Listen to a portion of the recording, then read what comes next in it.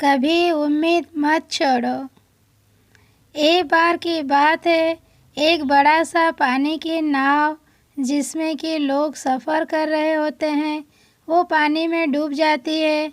सारे लोग भी पानी में डूब जाते हैं, लेकिन उनमें से एक किसी तरह से बच जाता है। वो अपनी जान बचाते बचाते किसी तरह एक खाली टापू पर पहुंच जाता है। टापू बिल्कुल ही सुनसान होता है, वहाँ पर और कोई भी नहीं होता। वो इंसान भगवान को कोसने लगता है कि उसने उसके साथ ऐसा क्यों किया।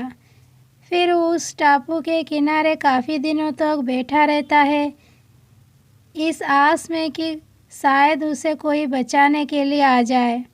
लेकिन 2-3 दिन बीत जाने पर भी उसे बचाने के लिए कोई नहीं आता। वो अपने बचने की उम्मीद पूरी तरह खो देता है। फिर वो जंगल में जाता है और कुछ लकड़ियाँ इकट्ठी करता है, जिसे वो अपने लिए एक छोटा सा घर बनाता है, जिसमें कि वो रह सके। वो आदमी पेड़ों से फलों को तोड़कर और मछलियों को पकड़कर अपना पेट भरता है। ऐसा काफ़ी दिनों तक चलता रहा। उस आदमी को अब अपने बचने का कोई रास्ता नहीं दिख रहा था। एक दिन जब वो जंगल में कुछ खाने की तलाश करने के लिए गया हुआ था, तभी उसे बिजली गिरने की आवाज़ सुनाई दी। वो बिजली उसके घर के पास गिरी थी, इसीलिए वो वापस अपने घर को देखने आया।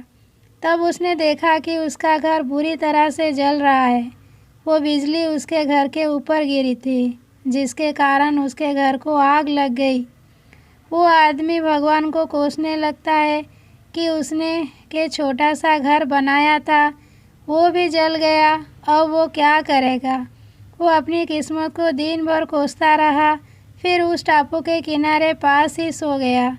अचानक उसे एक नाव की आवाज़ सुनाई दी, जिससे उसकी अनकहे खुल गई। तो उसने उठकर देखा कि एक नाव उसके पास ही आ रही थी। वो ज़ोर ज़ोर से उस नाव को मदद के लिए पुकारने लगा। उस नाव पर सवार लोगों ने उसकी आवाज़ सुन ली और उसे बचा लिया। उस आदमी ने उन लोगों से पूछा कि आपको कैसे पता लगा कि मैं यहाँ पर हूँ।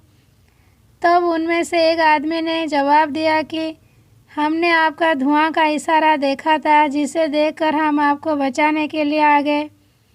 तब वो आदमी सोच में पड़ गया कि उसने तो उन्हें कोई इशारा नहीं दिया था। फिर थोड़ी देर बाद सोचने के बाद उसे याद आया कि उसका घर आग में जल गया था।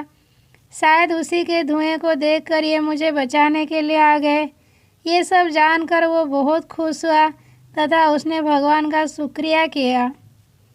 सीख: हमारी ज़िंदगी में मुश्किलें चाहे जितनी भी आए, हमें कभी उम्मीद नहीं छोड़नी चाहिए और भगवान पर भरोसा रखना चाहिए।